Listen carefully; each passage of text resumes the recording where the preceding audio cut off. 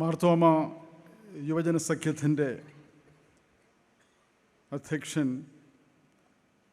അഭിവന്യ right reverend doctor Joseph Mar Barnabas suffragan metropolitan തിരുമേനി, അഭിവന്യ മാത്യൂസ് മാർ സെറാഫിം തിരുമേനി,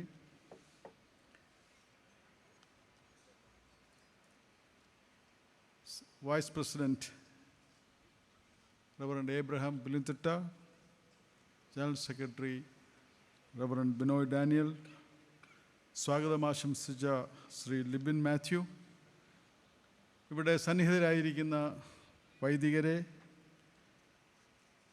സഹോദരി സഹോദരന്മാരെ, ദൈവ തിരുനാമത്തിന് മഹത്വമുണ്ടാകട്ടെ. കുറച്ച് ദിവസം മുമ്പ്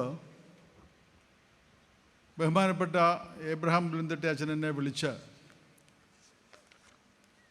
മാരാമൺ കൺവെൻഷൻ്റെ ഭാഗമായി യുവവേദിയിൽ മതബഹുലതയുടെ പശ്ചാത്തലത്തിൽ ക്രൈസ്തവ സാക്ഷ്യം, മതബഹുലതയുടെ പശ്ചാത്തലത്തിൽ ക്രൈസ്തവ സാക്ഷ്യം എന്ന വിഷയത്തെ അധികരിച്ച് സംസാരിക്കണമെന്ന് എന്നോട് ആവശ്യപ്പെടുകയുണ്ടായി. ഞാൻ അതിനെക്കുറിച്ച് അല്പം ഒന്ന് ആലോചിച്ചപ്പോൾ എനിക്ക് ഇംഗ്ലീഷിലെ ഒരു ഫ്രേസാണ് ഓർമ്മ വന്നത്. Taking coal to Newcastle. അനാവശ്യമായിട്ട് ഒരു സംഗതി ഒരു സ്ഥലത്തേക്ക് കൊണ്ടുചെല്ലുന്നതിനെയാണ് ആ ഫ്രേസ് ഇംഗ്ലീഷിൽ വിവക്ഷിച്ചിരിക്കുന്നത്. ന്യൂ കാസലിൽ കോളിന് യാതൊരു അഭാവവുമില്ല, എങ്കിലും മണ്ടന്മാരായ ആളുകൾ ന്യൂ കാസലിലേക്ക് പോകുമ്പോൾ കോള് കൊണ്ടുപോകും എന്ന് പറഞ്ഞതുപോലെയാണ് മാരാമൺ കൺവെൻഷന് പോലീസ് ഉദ്യോഗസ്ഥനായ ഞാൻ വന്ന് മതബഹുലത ഉള്ള ഒരു സമൂഹത്തിൽ ക്രൈസ്തവ സാക്ഷ്യം എന്തായിരിക്കണം എന്ന് നിങ്ങളോട് സംസാരിക്കുന്നത്. ഞാനീ പറയുന്നതിനൊരു കാര്യമുണ്ട്. കാലം ചെയ്ത യൂഹാനോൻ മാർത്തോമ മെത്രാപ്പൊലീത്തയെക്കുറിച്ച് 1977 മാർത്തോമ സഭ ഔദ്യോഗികമായി യൂഹാനോൻ മാർത്തോമ ജീവിതവും ദർശനവും എന്ന് പറഞ്ഞ ഒരു പുസ്തകം പ്രസിദ്ധീകരിക്കുകയുണ്ടായി. അതിൻ്റെ ഒരു കോപ്പി എൻ്റെ കയ്യിലുണ്ട്. അതിൽ ഏതാണ്ട് 50 വർഷത്തോളം മാർത്തോമ ഇവാഞ്ചലിക്കൽ അസോസിയേഷൻ്റെ സെക്രട്ടറിയായി ഏതാണ്ട് 50 കൊല്ലം പ്രവർത്തിച്ച ഐരൂരച്ഛൻ, ആ ഐരൂരച്ഛനെക്കുറിച്ച് ഒരു ഖണ്ഡിക, അതിൽ അദ്ദേഹം ജനിച്ചു വളർന്ന സാഹചര്യത്തെക്കുറിച്ച്, ഏബ്രഹാം മൽപ്പാൻ്റെ പ്രവർത്തനം മൂലം സമൂഹത്തിലുണ്ടായ പരിവർത്തനത്തെക്കുറിച്ച്, അവിടെ ഐരൂർ, ഈ നമ്മൾ സംസാരിക്കുന്ന സ്ഥലത്ത് നിന്ന് 4 കിലോമീറ്റർ കിഴക്കോട്ട് മാറിയുള്ള ഐരൂർ എന്ന ഗ്രാമത്തെക്കുറിച്ച് ഒക്കെ പറഞ്ഞതിന് ശേഷം ആ ഖണ്ഡിക ഞാനിവിടെ വായിക്കാം. സമുദായ സൗഹാർദ്ദത്തിന് ഉത്തമ മാതൃക കാട്ടിയ ഗ്രാമമായിരുന്നു ഐരൂർ. തോട്ടാവള്ളിൽ ആശാൻ എന്ന പേരിൽ പ്രസിദ്ധനായിരുന്ന നായർ പ്രമാണിയുടെയും ഐരൂരെ വല്യച്ഛൻ്റെയും, അതായത് നമ്മളീ പറഞ്ഞ CP ഫിലിപ്പോസ് കശിശ മുമ്പിൽ വെച്ച് തീരാത്ത ഒരു പ്രശ്നവും ഉണ്ടായിരുന്നില്ല ഐരൂർ. നായരും നസ്രാണിയും ഇതര സമുദായങ്ങളിൽപ്പെട്ടവരും കൈകോർത്ത് പിടിച്ച് നാടിൻ്റെ നന്മയ്ക്കു വേണ്ടി പ്രവർത്തിച്ച് അവർ ഒരുമിച്ച് വഞ്ചിപ്പാട്ട് പാടുകയും വള്ളം കളിക്കുകയും ഒത്തു തുഴയുകയും ചെയ്തു. എല്ലാ പ്രകാരത്തിലും അനുഗ്രഹീതമായ നാട്. ആ നാട്ടിൽ വന്നാണ് ഞാൻ നിങ്ങളോട് മതബഹുലതയെക്കുറിച്ച്, അതിലുള്ള ക്രിസ്തീയ സാക്ഷ്യത്തെക്കുറിച്ച് സംസാരിക്കേണ്ടത്. മാർത്തോമ ഇവാഞ്ചലിക്കൽ അസോസിയേഷൻ അതിൻ്റെ ആരംഭകാലം മുതൽ തന്നെ കൃത്യമായി വിശ്വസിച്ചിരുന്ന, കൃത്യമായി പ്രാക്ടീസ് ചെയ്തിരുന്ന ഒന്നാണ് ഒരു ബഹുമത സമൂഹത്തിലുള്ള ക്രൈസ്തവ സാക്ഷ്യം. അത് നമ്മുടെ ഈ നാടിൻ്റെ മാത്രമല്ല, കേരളത്തിൻ്റെ മൊത്തമായ പാരമ്പര്യമാണ് എന്നുള്ള കാര്യത്തിൽ എനിക്ക് യാതൊരു സംശയവുമില്ല. ലോകത്തിലുള്ള മറ്റ് പ്രദേശങ്ങളിൽ നിന്ന് വ്യത്യസ്തമായിട്ട് വിവിധ മതങ്ങൾ ഇടകലർന്ന് താമസിക്കുന്ന പ്രദേശം. ലോകത്തിലുള്ള എല്ലാ രാഷ്ട്രങ്ങളിലും മലയാളി പോകാത്ത രാഷ്ട്രങ്ങളില്ല, മലയാളി ചെന്നെത്താത്ത ദേശങ്ങളില്ല. ആ പോയ ദേശങ്ങളിലെല്ലാം അവിടെയെല്ലാം എന്തെല്ലാം സംസ്കാരമുണ്ടോ, എന്തെല്ലാം മതങ്ങളുണ്ടോ, എന്തെല്ലാം വിശ്വാസങ്ങളുണ്ടോ, ആ എല്ലാ വിശ്വാസങ്ങളോടും പൊരുത്തപ്പെട്ട് എല്ലാത്തരം വിശ്വാസങ്ങളുമായി സമന്വയിച്ച് മലയാളി ജീവിക്കുന്നു. കേരളത്തിലല്ലാതെ ഒരേ വീട്ടിൽ വിവിധ സഭക്കാർ കാണും, വിവിധ രാഷ്ട്രീയ വിശ്വാസക്കാർ കാണും. സർവ്വസാധാരണമാണ് കേരളത്തിലെ കുടുംബങ്ങളിൽ. ഒരു കുടുംബയോഗം വിളിച്ചു കൂട്ടിയാൽ തന്നെ നമുക്കറിയാം എത്ര രാഷ്ട്രീയ പാർട്ടികൾ, എത്ര സഭാവിശ്വാസികളാണ് ആ കുടുംബയോഗങ്ങളിൽ ഉള്ളതെന്ന്. അപ്പോൾ അങ്ങനെ മതവിശ്വാസ ബഹുലതയുടെ പശ്ചാത്തലത്തിൽ ജീവിക്കുന്നവനാണ് മലയാളി. അവിടെ എങ്ങനെ ജീവിക്കണം എന്ന് മലയാളിയെ പഠിപ്പിച്ചു കൊടുക്കേണ്ട ഒരാവശ്യവുമില്ല. ഒരു പക്ഷേ പൊതുവായ ഭാരതീയ സംസ്കാരവും ഇത് തന്നെയാണ്. ഞാനതിനെക്കുറിച്ച് ദീർഘമായി പരാമർശിക്കാൻ ഉദ്ദേശിക്കുന്നില്ല. എങ്കിലും നമ്മൾ ഇന്ന് 21-ാം നൂറ്റാണ്ടിലാണ് ജീവിക്കുന്നതും സംസാരിക്കുന്നതും.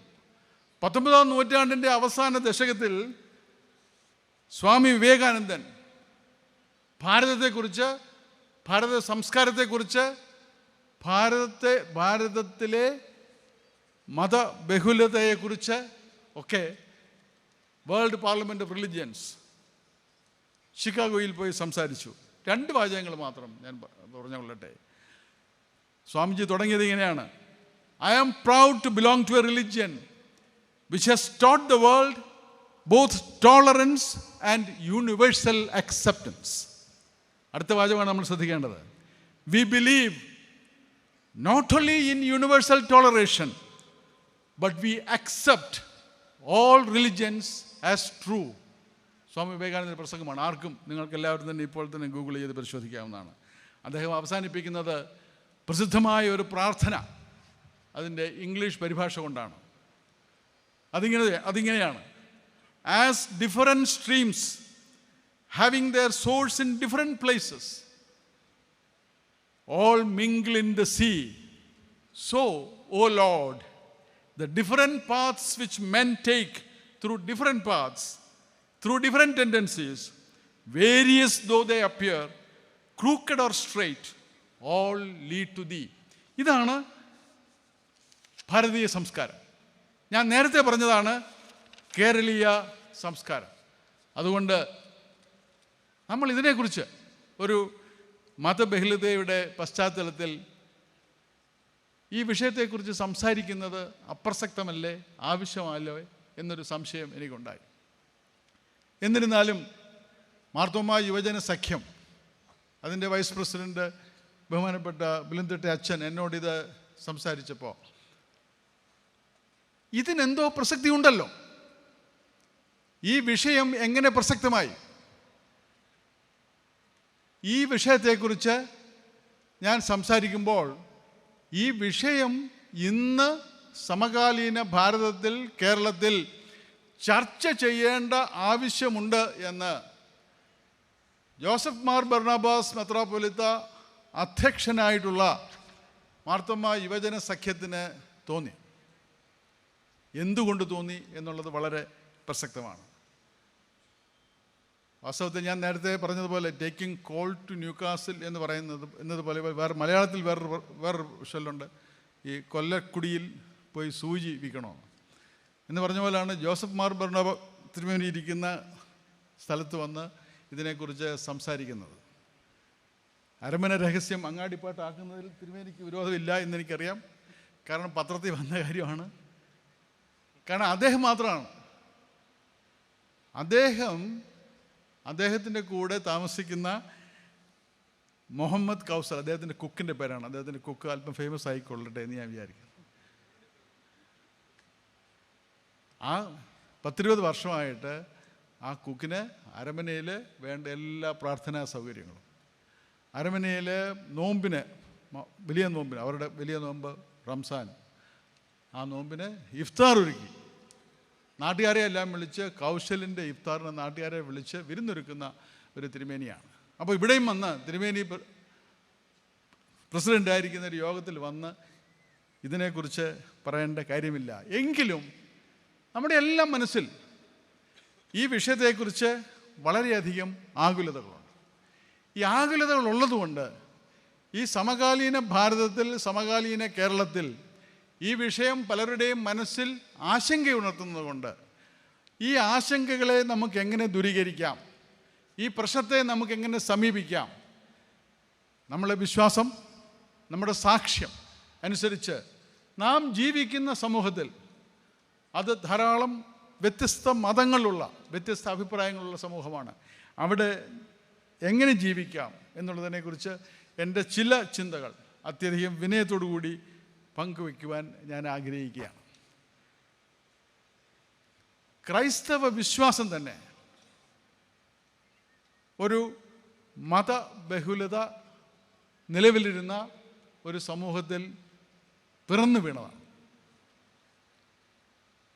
ഏതെങ്കിലും ഒരു പ്രത്യേക മതത്തിനു വേണ്ടിയോ, ഏതെങ്കിലും ഒരു പ്രത്യേക വംശത്തിനു വേണ്ടിയോ, ഏതെങ്കിലും ഒരു പ്രത്യേക വർഗത്തിനോ ജാതിക്ക് വേണ്ടിയോ അല്ല ക്രിസ്തു ലോകത്തിലേക്ക് വന്നത്. ആട്ടിടയന്മാർ ക്രിസ്മസ് ദിനത്തിൽ അവരെ കണ്ട മാലാഖ അവരോട് പറയുന്നത്, ദൂതൻ പറയുന്നത് എന്താണ്? സകല ജനത്തിൻ്റെയും സന്തോഷത്തിനായി, സകല ജാതികളുടെയും സന്തോഷത്തിനായി ഒരു നല്ല വാർത്ത എന്നാണ് പറയുന്നത്. എല്ലാവരെയും ഉൾക്കൊള്ളുന്ന ഒരു സമീപനം നമ്മുടെ ക്രൈസ്തവ വിശ്വാസത്തിനുണ്ട്. അതുപോലെ തന്നെ നാം വിശ്വസിക്കുന്ന ദൈവം സർവചരാചരങ്ങളെയും സൃഷ്ടിച്ച ദൈവമാണ്. നമ്മുടെ ചുറ്റും കാണുന്ന എല്ലാ മനുഷ്യരും ദൈവത്തിൻ്റെ സന്തതികളാണെന്ന് നാം തിരിച്ചറിയുന്നു. അങ്ങനെ എല്ലാവരും ദൈവ സൃഷ്ടികളാണെങ്കിൽ എല്ലാവരും ദൈവമക്കളാണ്. മതം ഏതായാലും, ജാതി ഏതായാലും, വംശം ഏതായാലും, വർഗം ഏതായാലും എല്ലാവരും ദൈവമക്കളാണ് എന്നുള്ള കാര്യം നമ്മൾ തിരിച്ചറിയുന്നു. അപ്പോൾ നമുക്ക് വേറൊരു മതത്തിൽ വിശ്വസിക്കുന്ന ആളിനോടുള്ള സമീപനം ഇത് തന്നെയായിരിക്കണം. ക്രിസ്തുവിൽ യഹൂദനില്ല, ക്രിസ്തുവിൽ യവനനില്ല എന്നല്ലേ നമ്മുടെ ബൈബിൾ നമ്മളെ പഠിപ്പിക്കുന്നത്. എല്ലാം the Christian witness was always in a plural society. അങ്ങനെ അപ്പോസ്തല പ്രവർത്തികൾ നമ്മൾ വായിക്കുന്നത് അന്ത്യോക്യയിൽ വ്യത്യസ്ത തലങ്ങളിലുള്ള, വ്യത്യസ്ത ഭൂവിഭാഗങ്ങളിൽ നിന്നുള്ള ആളുകൾ വന്ന് ക്രിസ്തുമതം സ്വീകരിച്ചപ്പോൾ അന്നാണ്, അന്ത്യോക്യയിൽ വെച്ചാണ് ക്രിസ്ത്യാനികളെ ആദ്യമായിട്ട് ക്രിസ്ത്യാനി എന്ന് തന്നെ വിളിക്കാൻ ഇടയായത്. അപ്പോൾ അങ്ങനെ വ്യത്യസ്തമായിട്ടുള്ള ജീവിത സാഹചര്യങ്ങളിൽ ജീവിക്കുന്ന ആളുകളുമായിട്ട് ഇടപെടുക എന്നുള്ളത് ക്രൈസ്തവ സഭയുടെ ആദ്യകാലം മുതൽ തന്നെ നമ്മൾ കണ്ടുകൊണ്ടിരിക്കുന്ന കാര്യമാണ്, അനുഭവിക്കുന്ന കാര്യമാണ്, സാക്ഷ്യം നടത്തുന്ന കാര്യമാണ്. രണ്ടാമതായി എനിക്ക് ഇവിടെ ചൂണ്ടിക്കാണിക്കാനുള്ളത്, നാം ഇന്ത്യയെ പോലെ ഉള്ള ഒരു മതബഹുല സമൂഹത്തിൽ ജീവിക്കുമ്പോൾ let us be proud to be Indian. Let us be proud to be Christian. And let us be proud to be Indian Christians. ഇത് വളരെ പ്രധാനമാണ്. ഇന്ത്യയുടെ ചരിത്രം പരിശോധിച്ചാൽ, ഇന്ത്യയിലെ ക്രൈസ്തവ പ്രവർത്തനം പരിശോധിച്ചാൽ ഇത് രണ്ടും നമുക്ക് ചെയ്യാവുന്ന കാര്യമാണ്, നമുക്ക് അഭിമാനിക്കാവുന്ന കാര്യമാണ്. ക്രൈസ്തവർ ഈ രാജ്യത്ത് നൽകിയിട്ടുള്ള സംഭാവനകൾ, ഈ രാജ്യത്തിൻ്റെ സ്വാതന്ത്ര്യ പ്രസ്ഥാനത്തിൽ, നവോത്ഥാനത്തിൽ, ഈ രാജ്യത്തിൻ്റെ പുരോഗമനത്തിൽ, ഈ രാജ്യത്തെ ഭാഷകളുടെ വികസനത്തിന്, ഈ രാജ്യത്തെ വിജ്ഞാനത്തിൻ്റെ വിന്യാസത്തിന് ഒക്കെ ക്രൈസ്തവ സഭ നൽകിയിട്ടുള്ള സംഭാവനകൾ അത്യന്തം മഹത്തരമാണ്. സ്വാതന്ത്ര്യ സമരത്തിൽ തന്നെ ക്രൈസ്തവർ വലിയ പങ്കാളികളായിട്ടുണ്ട്. നാം ഇവിടെ ഈ മാരാമണ്ണ് മണപ്പുറത്ത് നമ്മൾ സംസാരിക്കുമ്പോൾ ഈ മാരാമണ്ണുകാരനായ ഒരാൾ ആകെ ഗാന്ധിജിയുടെ കൂടെ ഡണ്ഡി മാർച്ചിൽ ആകെ 78 പേരെ സംബന്ധിച്ചിട്ടുള്ളൂ. ദണ്ഡി മാർച്ചിൽ ആകെ 78 പേരാണ് ഉപ്പു സത്യാഗ്രഹം 1930കളിൽ നടന്ന ഉപ്പു സത്യാഗ്രഹത്തിൽ 78 പേർ മാത്രമാണ് ഗാന്ധിജിയുടെ കൂടെ അതിൽ പങ്കെടുത്തത്. അതിലൊരാൾ നമ്മൾ സംസാരിക്കുന്ന, നമ്മളിപ്പോൾ ഇവിടെ കൂടിയിരിക്കുന്ന മാരാമണ്ണുകാരാണ്. അതാണ് ഈ നാടിൻ്റെ സംസ്കാരം. ഗാന്ധിജി അദ്ദേഹത്തിൻ്റെ വീട്ടിൽ വരാൻ വേണ്ടി മാരാമണ്ണ് വന്നിട്ടുണ്ട്. അപ്പോൾ അങ്ങനെ ഇന്ത്യൻ സ്വാതന്ത്ര്യ സമരത്തിന് ഞാൻ സംസാരിക്കുന്നത് തേവ്രതുണ്ടിയിൽ ശ്രീ ടൈറ്റസിനെ കുറിച്ചാണ്. സബർമതി ആശ്രമത്തിൻ്റെ നടത്തിപ്പുകാരനായിരുന്നു വളരെ കാലം, ഗാന്ധിജിയുടെ ജീവിതകാലത്ത് തന്നെ. അപ്പോൾ അങ്ങനെ ഒരാളുടെ പേര് ഞാൻ പറഞ്ഞതേ ഉള്ളൂ, ധാരാളം ആളുകളുണ്ട്. സ്വാതന്ത്ര്യ സമരം, കേരളത്തിലെ നവോത്ഥാന പ്രസ്ഥാനം, ഇതൊക്കെ നമ്മൾ പരിശോധിക്കുകയാണെങ്കിൽ ധാരാളം ആളുകൾ, ധാരാളം വ്യക്തികൾ, ഏബ്രഹാം മൽപ്പാൻ, മാത്യൂസ് മാർ അത്തനേഷ്യസ്, ചാവറ കുര്യാക്കോസ് ഏലിയാസ് അച്ഛൻ, ഇവരെല്ലാവരും തന്നെ എന്തെല്ലാം രീതിയിലാണ് കേരള സമൂഹത്തിൻ്റെ വളർച്ചയ്ക്ക് വേണ്ടി, ഇന്ത്യക്ക് വേണ്ടി എന്തെല്ലാം സംഭാവനകളാണ് ഇവരെല്ലാം ചെയ്തിരിക്കുന്നത്. So let us be proud of the fact that we are Christians, that we are Indians.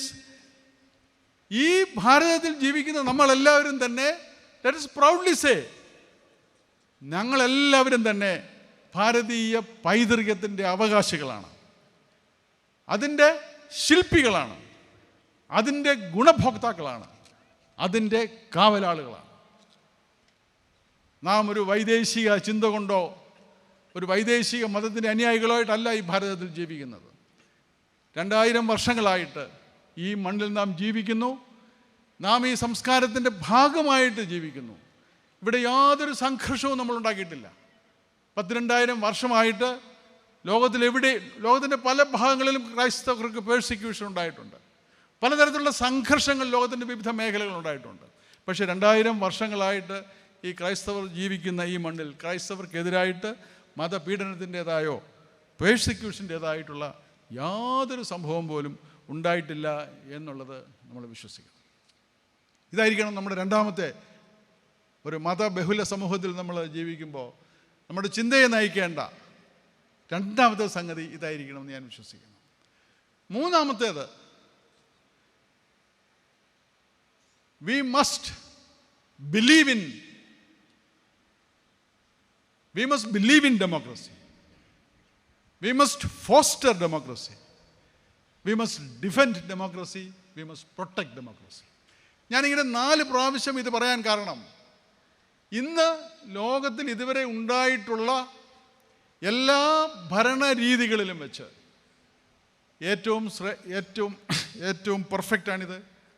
ജനാധിപത്യത്തിന് ന്യൂനതകളൊന്നുമില്ല എന്ന് നമ്മളാരും വിശ്വസിക്കുന്നില്ല. ജനാധിപത്യത്തിന് പല ന്യൂനതകളുമുണ്ട്. പക്ഷെ എന്നിരുന്നാലും മറ്റ് എല്ലാ ഭരണ സംവിധാനങ്ങളുമായിട്ട് താരതമ്യപ്പെടുത്തുമ്പോൾ ഏറ്റവും നല്ലത് ജനാധിപത്യമാണ്. കാരണം അസന്നിഗ്ധമായ രീതിയിൽ, ഒരു സംശയത്തിന് ഇടമില്ലാത്ത രീതിയിൽ ജനാധിപത്യം അനുവദിക്കുന്ന 2 കാര്യങ്ങളുണ്ട്. അത് ഗെറ്റിസ്ബർഗ് അഡ്രസ് ലിങ്കൺ പറഞ്ഞതുപോലെ, A nation founded by fathers with the declaration that all men are created equal. A great new nation founded on the principle that all persons are created equal. Equality, എല്ലാവരുടെയും equality ജനാധിപത്യം അംഗീകരിക്കുന്നു. 2, ജനാധിപത്യം അംഗീകരിക്കുന്നത് എന്താണ്? എല്ലാവരുടെയും അഭിപ്രായ സ്വാതന്ത്ര്യം.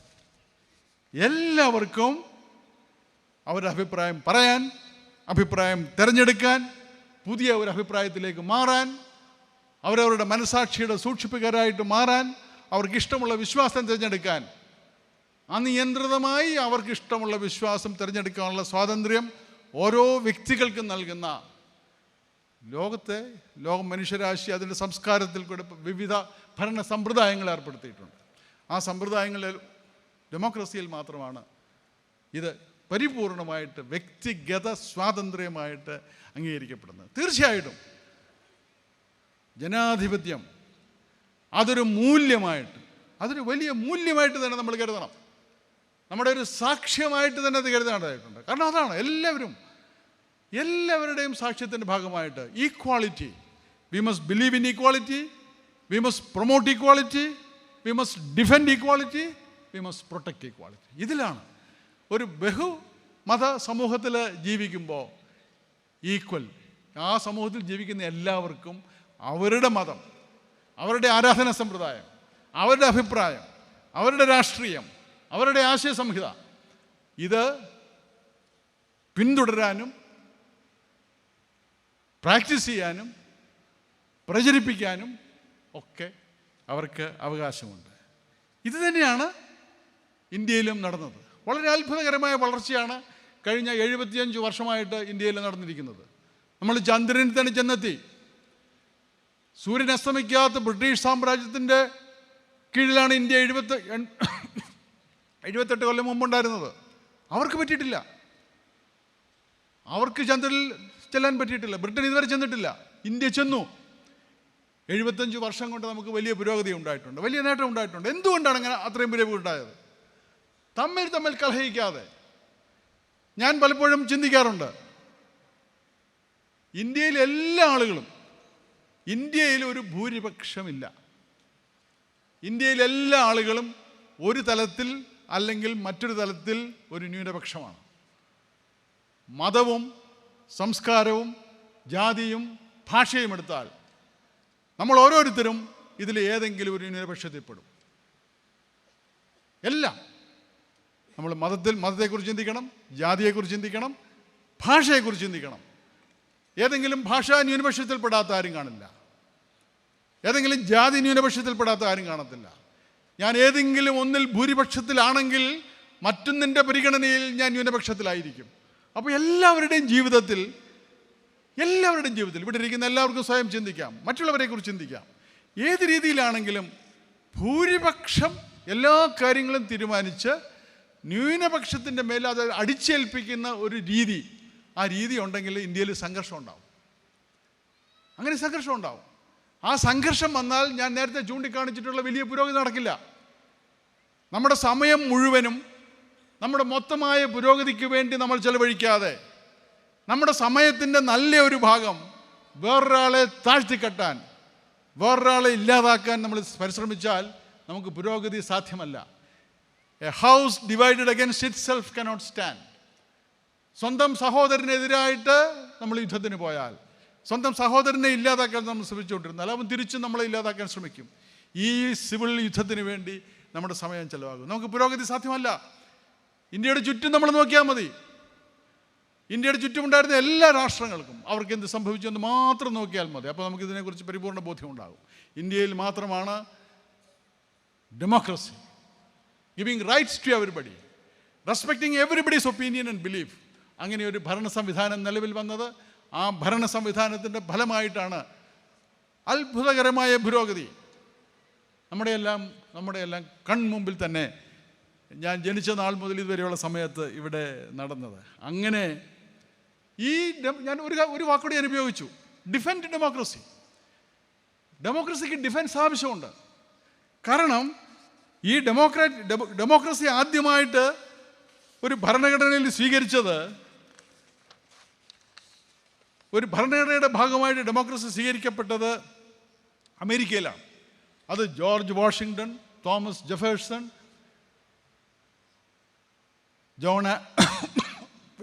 ബെഞ്ചമിൻ ഫ്രാങ്ക്ലിൻ മുതലായ മഹാരഥന്മാർ, അന്നത്തെ തത്വചിന്തയിലും നേതൃത്വ സ്ഥാനത്തുമൊക്കെയുള്ള വലിയ വലിയ മഹാരഥന്മാർ എഴുതിയ ഭരണഘടന ഡിക്ലറേഷനാണ്.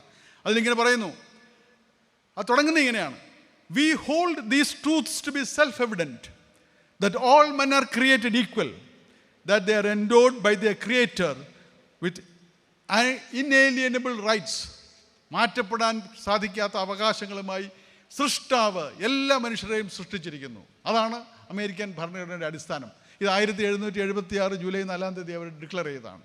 പക്ഷേ that's why I said democracy requires to be defended. പക്ഷേ ഈ പറഞ്ഞ ആളുകൾ ആരും തന്നെ കറുത്ത വർഗ്ഗക്കാരെ മനുഷ്യരായിട്ട് പോലും അംഗീകരിച്ചില്ല. All men are created equal എന്ന് അവർ പറഞ്ഞപ്പോൾ കറുത്ത വർഗ്ഗക്കാർക്ക് ഈക്വാളിറ്റി അവർ കൊടുത്തില്ല. അതിനുവേണ്ടി 87 വർഷം ലിങ്കണ് വേണ്ടി കാത്തിരിക്കേണ്ടി വന്നു. So it is Lincoln who defended democracy. അതിനെതിരായിട്ട് എല്ലാവരും ഈക്വലാണ് എന്ന് നമ്മൾ ഭരണഘടനയിൽ മാത്രം പറഞ്ഞാൽ പോരാ, നമ്മുടെ ജീവിതത്തിൽ, നമ്മുടെ നാട്ടിൽ, നമ്മുടെ സമൂഹത്തിൽ ഈ കറുത്ത വർഗ്ഗക്കാർ അടിമകളായി തുടരാൻ പാടില്ല. അവർ സമന്മാരായിരിക്കണം. So democracy requires to be defended also. We must also. അമേരിക്കയിലും ആ ഡിഫൻസ് ആവശ്യമായിരുന്നു. അങ്ങോട്ടും ഇങ്ങോട്ടും കറുത്ത വർഗ്ഗക്കാർക്ക് സ്വാതന്ത്ര്യം ലഭിക്കുന്നതിന് വേണ്ടി കറുത്ത വർഗ്ഗക്കാരല്ല, വെള്ളക്കാർ പരസ്പരം പോരടിച്ചു. അതിൽ കറുത്ത വർഗ്ഗക്കാർക്ക് വേണ്ടി വെള്ളക്കാർ യുദ്ധം നടത്തി ജയിച്ചു. അങ്ങനെയാണ്. What A Christian act. അങ്ങനെ ലോകത്തിലെ ഏറ്റവും വലിയ രാഷ്ട്രം, ഏറ്റവും സമ്പന്നമായ രാഷ്ട്രം, ഏറ്റവും ശക്തിമത്തായ രാഷ്ട്രം, ആ വിവേചനം അവസാനിപ്പിച്ച് അമേരിക്കൻ ഭൂഖണ്ഡത്തിലെ മനുഷ്യരെല്ലാവരും ഒരുമിച്ച് പുരോഗമനത്തിന് വേണ്ടി ശ്രമിച്ചപ്പോൾ എത്ര പെട്ടെന്നാണ് 100 കൊല്ലം കൊണ്ടാണ് സൂര്യൻ അസ്തമിക്കാത്ത ബ്രിട്ടീഷ് സാമ്രാജ്യത്തിൻ്റെ സഹായികളായി ആ സാമ്രാജ്യവും ആ രാജ്യവും നിലനിർത്തണമെന്നുണ്ടെങ്കിൽ ഈ കറുത്ത വർഗ്ഗക്കാർ സ്വതന്ത്രരായി രാഷ്ട്രം വേണ്ടി വന്നു എന്നുള്ള കാര്യം നമ്മൾ ചരിത്രത്തിൽ തിരിച്ചറിയണം. അതുകൊണ്ടാണ് ഡെമോക്രസി. അതിനെ നമ്മൾ എല്ലാ കാര്യത്തിലും ഡിഫെൻഡ് ചെയ്യണം. ഒരു കാര്യം കൂടി നമ്മൾ ആലോചിക്കേണ്ടതാണ്. ഒരു സ്ഥലത്തും ഇതുവരെയും ആധുനിക ലോകത്ത് ഒരു സ്ഥലത്തും no theocratic state has succeed. ഇത് നമ്മൾ അടിവരയിട്ട് നോട്ട് ചെയ്യേണ്ടതാണ്. അതുകൊണ്ട് അതിന് കാരണമെന്ന് പറഞ്ഞാൽ എല്ലാവരുടെയും സഹകരണം വേണം. ശാസ്ത്രം, സമൂഹം, സാങ്കേതിക വളർച്ച, ഇൻ്റർനാഷണൽ റിലേഷൻസ്, യാത്ര, ടൂറിസം, എക്സ്ചേഞ്ച്, ഇതെല്ലാം നടക്കണമെന്നുണ്ടെങ്കിൽ ഞങ്ങൾ ഒരു ജാതിക്കാരെ ഇവിടെ കയറ്റില്ല, ഞങ്ങളൊരു മതക്കാരെ ഇവിടെ കയറ്റില്ല, ഒന്നും നടക്കില്ല. അതുകൊണ്ട് തന്നെയാണ് നമ്മൾ ആലോചിച്ച് നോക്കുക. കഴിഞ്ഞ 4 ദിവസം മുമ്പ് നമ്മുടെ ബഹുമാനായ പ്രധാനമന്ത്രി മോഡിജി യുണൈറ്റഡ് അറബ് എമിറേറ്റ്സിൽ ചെന്ന് അവിടെ ഒരു Hindu temple, that nation has built a Hindu temple and presented it for the Hindus who are staying there. അവിടെയാണ്. അങ്ങനെയാണ് രാഷ്ട്രങ്ങൾ വളരുന്നത്. ചെറിയ ന്യൂനപക്ഷങ്ങളെ ഇല്ലാതാക്കിയല്ല, അവരെ പ്രോത്സാഹിപ്പിച്ച് അവരും ഞങ്ങളുടെ ഭാഗമാണ്, ഞങ്ങളുടെ നാടിനും ഞങ്ങളുടെ നാടിൻ്റെ വളർച്ചയ്ക്കും ഇവർ നൽകുന്ന സംഭാവനകളെ ഞങ്ങൾ അംഗീകരിക്കുന്നു.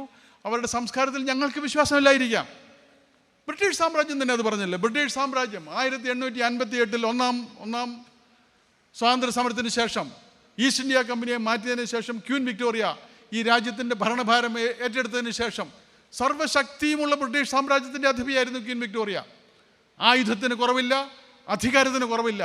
എങ്കിലും ഇന്ത്യയുടെ ഭരണഭാരം ഏറ്റെടുത്തുകൊണ്ട് ക്വീൻ വിക്ടോറിയ പറഞ്ഞ സംഗതി ഞാൻ നിങ്ങളുടെ മുമ്പാകെ വായിക്കാം. Firmly relying ourselves in the truth of Christianity. ഞാൻ ക്രിസ്ത്യാനിയാണ്, ഞാൻ അതിൽ വിശ്വസിക്കുന്നു, എങ്കിലും ഞാനിത് ചെയ്യുന്നു. We disclaim the right and desire to impose our convictions on our subjects. എൻ്റെ പ്രജകളിന്മേൽ എൻ്റെ വിശ്വാസം ഞാൻ അടിച്ചേൽപ്പിക്കില്ല എന്ന് ഞാൻ ഉറപ്പു തരുന്നു. V declare that none be in any wise favored, none molested, none disquieted by reason of their religious faith. ഇതാണ് ക്വീൻ വിക്ടോറിയ. സൂര്യൻ അസ്തമിക്കാത്ത ബ്രിട്ടീഷ് സാമ്രാജ്യത്തിൻ്റെ സർവാധികാരിയായിരുന്ന രാജ്ഞി പറയുകയാണ്. അധികാരം കൊണ്ടല്ല, അധികാരമില്ലാഞ്ഞിട്ടല്ല, ആയുധമില്ലാഞ്ഞിട്ടല്ല, പക്ഷേ സമാധാനപൂർണമായി ഒരു രാജ്യം നിലനിൽക്കണമെന്നുണ്ടെങ്കിൽ എല്ലാവരുടെ മേലും നമ്മുടെ വിശ്വാസങ്ങൾ അടിച്ചേൽപ്പിച്ചാൽ നടക്കുകയില്ല എന്ന് തിരിച്ചറിഞ്ഞു. ഒരു വാചകം കൂടി. And it is our further will, ഞാൻ വീണ്ടും ആഗ്രഹിക്കുന്നു, that our subjects of whatever race or creed, അവർ ഏത് വംശമായിക്കൊള്ളട്ടെ, വിശ്വാസമായിക്കൊള്ളട്ടെ, they will be freely and impartially admitted to offices of our service. ഈ ബ്രിട്ടീഷ് സാമ്രാജ്യത്തിലെ എല്ലാ ജോലികൾക്കും എൻ്റെ പ്രജകളായിട്ടുള്ള എല്ലാവർക്കും അവരുടെ ജാതി എന്തായിരിക്കട്ടെ, വംശം എന്തായിരിക്കട്ടെ, വിശ്വാസം എന്തായിരിക്കട്ടെ, അത് പരിഗണിക്കാതെ അവരുടെ മെറിറ്റിൻ്റെ അടിസ്ഥാനത്തിൽ ഞാൻ അവർക്ക് ജോലി കൊടുക്കുമെന്നും കൂടി ക്വീൻ വിക്ടോറിയ പറഞ്ഞു. ഇത് നമ്മുടെ ഭരണഘടനയ്ക്കകത്ത് ഇപ്പോൾ ഉള്ള ആർട്ടിക്കിൾ 14 എവിടെ നിന്നാണ് വരുന്നത്? അങ്ങനെയാണ്. അപ്പോൾ നമ്മുടെ അധികാരത്തിൻ്റെതല്ല. അപ്പോൾ ഈ ഡെമോക്രസി എന്ന് പറയുന്നത് ന്യൂനപക്ഷങ്ങളുടെ അവകാശങ്ങൾ, ന്യൂനപക്ഷങ്ങളുടെ സംരക്ഷണം, ഇവയെല്ലാം തന്നെ മഹത്തായ കാര്യങ്ങളാണ്. അത് നമ്മുടെ എന്തെങ്കിലും പ്രത്യേക അവകാശമല്ല. ഇത് നമ്മുടെ അവകാശത്തേക്കാൾ കൂടുതലായിട്ട് എല്ലാവരുടെയും സമത്വത്തിൻ്റെ പ്രശ്നമാണ്. എല്ലാവരും സമന്മാരാണ്. ഒരർത്ഥത്തിൽ ഞാൻ സമനല്ല എന്ന് ഭരണം നിശ്ചയിച്ചാൽ ഭരണാധികാരികളുടെ സ്വഭാവം മാറുമ്പോൾ പല അസമത്വങ്ങൾക്ക് അംഗീകാരം ലഭിക്കപ്പെടും. അതുകൊണ്ട് സമത്വം പരിരക്ഷിക്കപ്പെടണം, അതുകൊണ്ട് ജനാധിപത്യം സംരക്ഷിക്കപ്പെടണം. അതുപോലെ തന്നെ വളരെ പ്രധാനമായ ഒരു കാര്യമാണ്, ബഹുതല സമൂഹത്തിൽ നമ്മൾ ജീവിക്കുമ്പോൾ സമയം അധികരിച്ചിരിക്കുന്നു. ഒന്ന്, എവിടെ ഏതെങ്കിലും കാരണവശാൽ നമുക്കെതിരെ എന്തെങ്കിലും ഒരു പ്രശ്നം ഉണ്ടായാൽ ഉടനെ അതിനെതിരായിട്ട് തീവ്രവാദം, ഭീകരവാദം. ലോകത്തിൻ്റെ ചരിത്രം നമുക്ക് പരിശോധിച്ചാൽ അറിയാം, തീവ്രവാദം കൊണ്ടും ഭീകരവാദം കൊണ്ടും ഒരു പ്രശ്നവും അവസാനിച്ചിട്ടില്ല. ഏതെങ്കിലും ഒരു കമ്മ്യൂണിറ്റിയോ ഏതെങ്കിലും ഒരു മതത്തിൻ്റെയോ വിശ്വാസികൾ വേറൊരു മതത്തിലുള്ള ആളുകൾ, അവർ ന്യൂനപക്ഷമായിക്കൊള്ളട്ടെ ഭൂരിപക്ഷമായിക്കൊള്ളട്ടെ, അവരെ ആരെയെങ്കിലും ആക്രമിക്കുകയോ എന്തെങ്കിലും അവിചാരിതമായ എന്തെങ്കിലും സംഭവങ്ങൾ നടക്കുകയും ചെയ്താൽ അതിനെതിരായിട്ട് പ്രതികാരക്കൊലകൾ, അതിനെതിരായിട്ട് ഭീകരവാദം, എന്നെ നിങ്ങൾ നശിപ്പിച്ചാൽ ഞാൻ നിങ്ങളെയും നശിപ്പിക്കുമെന്നുള്ള ചിന്ത. അങ്ങനെ പോയ ഒരു രാജ്യവും പുരോഗമിച്ചിട്ടില്ല എന്ന് മാത്രമല്ല, ഭീകരതയുടെ മൂടുപടം ഏതെങ്കിലും മതം അണിഞ്ഞാൽ ആ മതത്തിൻ്റെ വിശ്വാസത്തെ തന്നെ നഷ്ടപ്പെടും. the credibility of the religion itself will be lost. So ഒരു മതത്തിനെ സംരക്ഷിക്കാൻ വേണ്ടി എന്ന് നമ്മുടെ മുമ്പിലേക്ക് വരുന്ന ഒരു ഭീകരവാദി യഥാർത്ഥത്തിൽ ആ മതത്തിൻ്റെ അന്തകനാണ്, അതിൻ്റെ സംരക്ഷകനല്ല. കാരണം മതങ്ങളെല്ലാം വിശ്വസിക്കുന്നത് എല്ലാവർക്കും വേണ്ടി നല്ല കാര്യങ്ങളാണ്. കൊല്ലാനും കൊള്ള നടത്താനും ഒന്നും ഒരു മതവും നമ്മളെ പ്രേരിപ്പിക്കുന്നില്ല. അതുകൊണ്ട് ഈ ഒരു വളരെ പ്രധാനപ്പെട്ട സംഗതിയാണ് ഭീകരത. അത് ഏതെങ്കിലും ഒരു മതത്തിൻ്റെ കുത്തകയൊന്നുമല്ല. ലോകചരിത്രം പരിശോധിച്ചാൽ ക്രിസ്ത്യാനികൾ ഭീകരരായിട്ടുണ്ട്. ചാവേർ എന്നുള്ള വാക്ക് തന്നെ മലയാളത്തിലുണ്ടെന്ന് ആലോചിച്ച് നോക്കണം. ചാവേർ, ഇംഗ്ലീഷിൽ പോലും വാക്കില്ല. ചാവേർ എന്നുള്ള വാക്ക് മലയാളത്തിലുണ്ട്. ഇവിടെ ചാവേറുകളുണ്ടായിരുന്നു. മാമാങ്കത്തിൻ്റെ കഥ വായിച്ചാൽ നമുക്ക് കാണാം ചാവേർ അവിടെയുണ്ട്, വാക്കുകളുണ്ട്. അപ്പോൾ എല്ലാ മതങ്ങളിലും സംസ്കാരങ്ങളിലും ഭീകരതയായിട്ടുള്ള ബൈബിളിലുണ്ട്. അപ്പോസ്തലന്മാരുടെ പേരുകൾ പറയുന്ന ഉടനെ സെലറ്റ്സ് എന്ന് പറയുന്നത്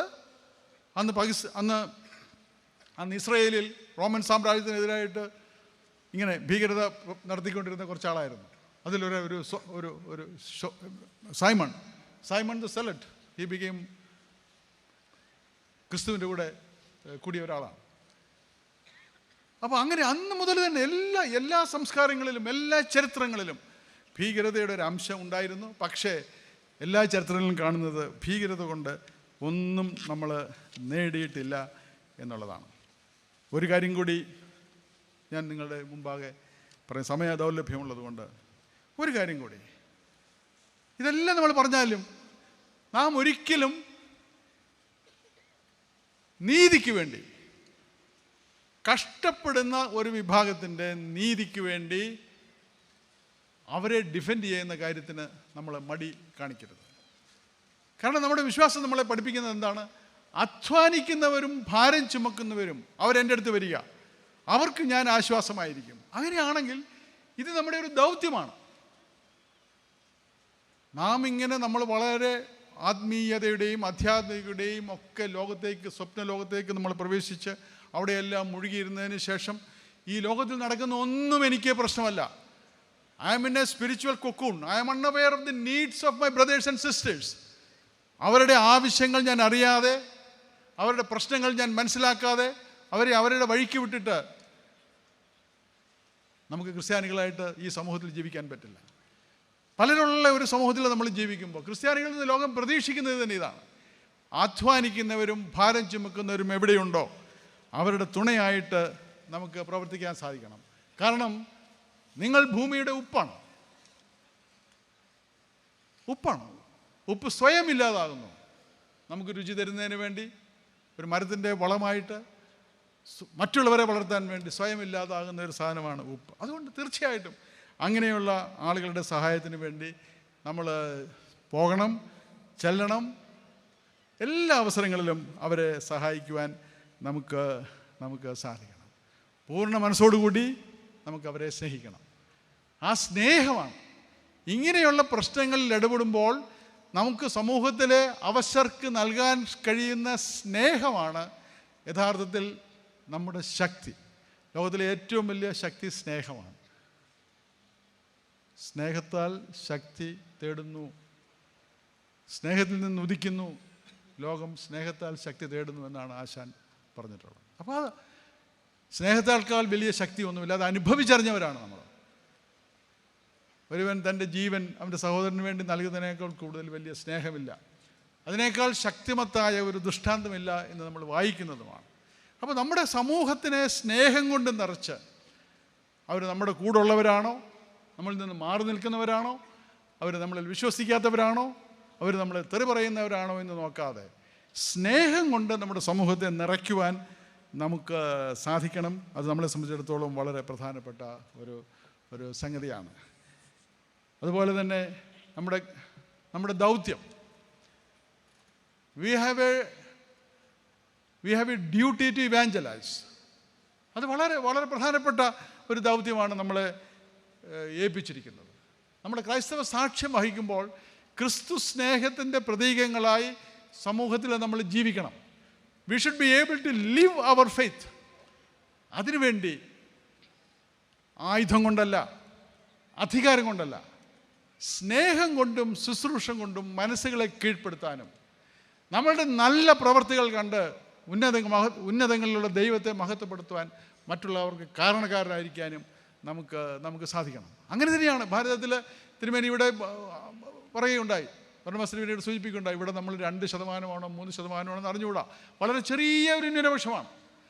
പലരും പറയുന്നത് ആയുധം കൊണ്ടും അധികാരം കൊണ്ടുമാണ് പ്രേക്ഷിത പ്രവർത്തനം നടത്തുന്നത്. അല്ല, ഇവിടുത്തെ പ്രേക്ഷിത പ്രവർത്തനം സ്നേഹത്തിലും കരുണയിലും മാത്രം അധിഷ്ഠിതമായിരുന്നു. 200 കൊല്ലക്കാലം ഇവിടെ ഭരിച്ചിട്ട് ഇവിടെ 2% താഴെ 3%, 2.25% മാത്രമാണ് ഇവിടുത്തെ ക്രിസ്ത്യാനികൾ. അതിൻ്റെ അർത്ഥം എന്താണ്? ഒരിക്കലും ഇവിടെ ആയുധം കൊണ്ടോ ഏതെങ്കിലും പ്രേരണ കൊണ്ടോ പണം കൊണ്ടോ സ്ഥാനം കൊണ്ടോ ഒന്നും ഇവിടെ ഒരു പ്രേക്ഷിത പ്രവർത്തനം നടത്തുന്നില്ല എന്നുള്ളതിൻ്റെ പ്രകടമായ ദൃഷ്ടാന്തമാണ് ഈ ശതമാനം തന്നെ. ആലോചിച്ച് നോക്കുക, ഉത്തർപ്രദേശ്, ബീഹാർ, ബംഗാൾ, ഈ 3 പ്രവിശ്യകൾ 1757 മുതൽ അതിനുശേഷം 190 വർഷം തുടർച്ചയായിട്ട് ബ്രിട്ടീഷ് ഭരണത്തിലുള്ള കാലമായിരുന്നു. അവിടെ എല്ലാം കൂടി ഇന്ന് 50 കോടി ആളുകൾ ജീവിച്ചിരിപ്പുണ്ട്. 5000 ലക്ഷം അവിടെയുള്ള ക്രിസ്ത്യൻ പോപ്പുലേഷൻ നിങ്ങൾ കരുതേണ്ടതാണ്. വെറും 12 ലക്ഷമാണ് ഈ 3 സംസ്ഥാനങ്ങളിൽ കൂടെയുള്ള മൊത്തം ക്രിസ്ത്യൻ പോപ്പുലേഷൻ. അപ്പോൾ ഈ അധികാരം ഉപയോഗിച്ച്, ഭീഷണി ഉപയോഗിച്ച്, ജോലി വാഗ്ദാനം ചെയ്ത് എവിടെയെങ്കിലും, ഇവിടെ നേരത്തെ സൂചിപ്പിക്കുണ്ടായി, ഭാരതത്തിലൊരു 30 കോടി ആളുകളെങ്കിലും ക്രൈസ്തവ വിദ്യാഭ്യാസ സ്ഥാപനങ്ങളിൽ പഠിച്ചിട്ടുണ്ട്. ഭാരതത്തിലൊരു 50 കോടി ആളുകളെങ്കിലും ക്രിസ്തീയ ആതുരാലയങ്ങളിൽ കൂടി ശുശ്രൂഷ അനുഭവിച്ചിട്ടുണ്ട്.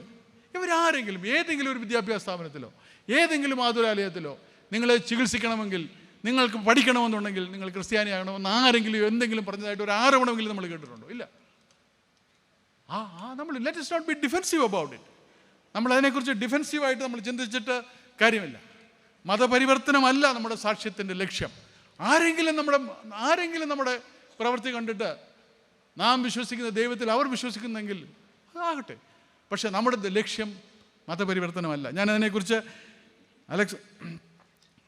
ഡോക്ടർ അലക്സാണ്ടർ മാർത്തോമയുടെ ആത്മകഥയിൽ പറഞ്ഞിട്ടുള്ള ഒരു വാചകം കൂടി ഞാൻ വായിച്ച് ഞാൻ അവസാനിപ്പിക്കാം. അദ്ദേഹം നേപ്പാളിൽ മാർത്തോമ സഭയുടെ പ്രഥമ മിഷണറി ബിഷപ്പാണ്.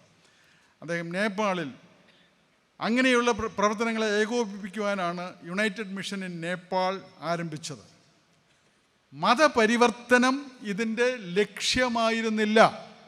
ഞാനിങ്ങനെ പറയുമ്പോൾ എല്ലാവരും, അതുകൊണ്ടാണ് ഞാൻ ഈ പുസ്തകം കൊണ്ട് തന്നെ വന്നത്. മതപ്രവർത്തനം ഇതിൻ്റെ ലക്ഷ്യമായിരുന്നില്ല.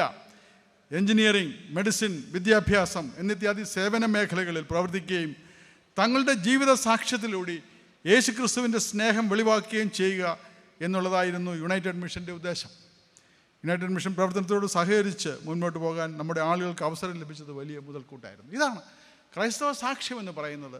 ക്രൈസ്തവ സ്നേഹം പകർന്നു കൊടുക്കലാണ്, ആ കരുണ പകർന്നു കൊടുക്കലാണ്. അങ്ങനെയാണെങ്കിൽ നമ്മുടെ സമൂഹം നമ്മളെ അംഗീകരിക്കും. തീർച്ചയാണ്. ഞാൻ അവസാനിപ്പിക്കുകയാണ്. ഒരു ക്രൈസ്തവനായി കേരളത്തിൽ ജനിച്ചു വളർന്ന് ക്രൈസ്തവനായി ജീവിച്ച് ഈ സമൂഹത്തിൽ വളരെ മറ്റുള്ളവർ പ്രധാനപ്പെട്ടതെന്ന് കരുതുന്ന ചില ചുമതല വഹിച്ചതിന് ശേഷം റിട്ടയർ ചെയ്ത് ഞാൻ ജീവിക്കുമ്പോൾ ഏറ്റവും കൂടുതൽ അഭിമാനം, ഞാനൊരു ക്രൈസ്തവനാണ് എന്നുള്ള സംഗതിയെക്കുറിച്ച് ഏറ്റവും വലിയ അഭിമാനം എനിക്ക് തോന്നിയ നിമിഷം ഏതാണ് എന്ന് ചോദിച്ചാൽ ഞാനത് പറയും. 2016 നവംബർ 1 അന്ന് രാവിലെ കേരളപ്പിറവിയുടെ ഡയമണ്ട് ജൂബിലി കേരള അസംബ്ലിയിൽ വെച്ച് കേരളം ആഘോഷിച്ചു. ആ ആഘോഷത്തിന് മുഖ്യ അതിഥിയായിരുന്നത്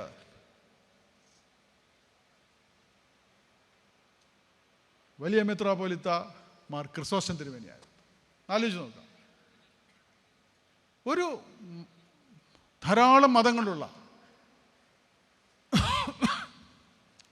മതങ്ങളുള്ള മതബഹുലതയുള്ള ഒരു കേരളം, ഒരു ഭാരതം. അവിടെ ഒരു സംസ്ഥാനം അതിൻ്റെ ഡയമണ്ട് ജൂബിലി ആഘോഷിക്കുകയാണ്. ആ സ്റ്റേജിൽ ഒന്നാമനായി മുഖ്യ അതിഥിയായി ഈ കേരളത്തിൻ്റെ പ്രതീകമായിട്ട്, കേരളത്തിൻ്റെ സ്വാതന്ത്ര്യത്തിൻ്റെ പ്രതീകമായിട്ട്, കേരളത്തിൻ്റെ സ്വത്വത്തിൻ്റെ പ്രതീകമായിട്ട്, കേരള മനസാക്ഷിയുടെ പ്രതീകമായിട്ട് അവിടെ ഇരുന്നത് മാർത്തോമ വലിയ മെത്രാപ്പോലിത്ത ആയിരുന്നു എന്നുള്ളത് ഞാൻ വളരെ അഭിമാനത്തോടു കൂടിയാണ്. ഞാൻ നേരിട്ട് കണ്ടില്ല, ഞാൻ TV-യിലൂടെയാണ് കണ്ടത്. അതാണ്. നമുക്ക് നിരവധി മതങ്ങളുണ്ട്, നിരവധി വിശ്വാസങ്ങളുണ്ട്, നിരവധി രീതിയിലുള്ള രാഷ്ട്രീയ പ്രവർത്തനമുണ്ട്. ഇതെല്ലാം ഉണ്ടെങ്കിലും നാം നമ്മുടെ മനസ്സുകൊണ്ട് വിചാരിച്ചാൽ, നാം നമ്മുടെ സാമൂഹ്യ ബാധ്യതകൾ എന്താണെന്ന് മനസ്സിലാക്കി പ്രവർത്തിച്ചാൽ, മനുഷ്യനിലെ മനുഷ്യത്വം തിരിച്ചറിഞ്ഞ് മനുഷ്യനാവാൻ നമ്മൾ പരിശ്രമിച്ചുകൊണ്ടിരുന്നാൽ തീർച്ചയായിട്ടും നമുക്ക് ഒരു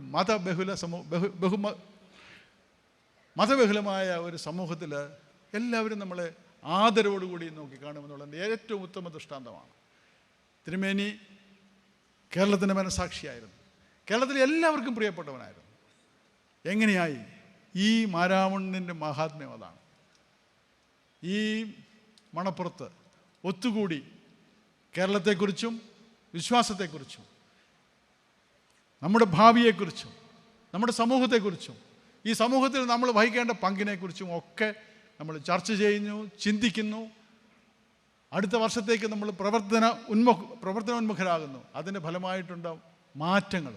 ആ മാറ്റങ്ങൾ സമൂഹത്തിൻ്റെ മാറ്റിക്കൊണ്ടതിൻ്റെ പ്രതിഫലനമായിട്ടാണ് ക്രിസോസ്റ്റം വലിയ മെത്രാപ്പോലിത്ത അന്ന് കേരളത്തിൻ്റെ തന്നെ ആദരിക്കപ്പെടുന്ന വ്യക്തിത്വമായിട്ട് കേരളത്തിൻ്റെ ഡയമണ്ട് ജൂബിലിക്ക് മുഖ്യാതിഥിയായിട്ട് അതിൽ പങ്കെടുത്തത്. അഭിമാനത്തോടു കൂടിയുള്ള ആ സ്മരണ നിങ്ങൾക്ക് പങ്കുവെച്ചുകൊണ്ട് എന്നെ ഇവിടെ ക്ഷണിച്ചതിന് അഭിമന്യ ജോസഫ് മാർ ബർണാബാസ് സഫ്രഗൻ മെത്രാപ്പോലിത്തയോടും മാർത്തോമ യുവജന സംഘത്തോടുമുള്ള നന്ദി രേഖപ്പെടുത്തിക്കൊണ്ടും എന്നെ ശ്രവിച്ചതിന് നിങ്ങളോട് എല്ലാവരോടും കൂടെ വിനീതമായിട്ടുള്ള വലിയ കടപ്പാട് പ്രകാശിപ്പിച്ചുകൊണ്ടും ഞാൻ ഉപസംഹരിക്കുന്നു. നിങ്ങൾക്കെല്ലാവർക്കും എല്ലാ നന്മകളും വരട്ടെ.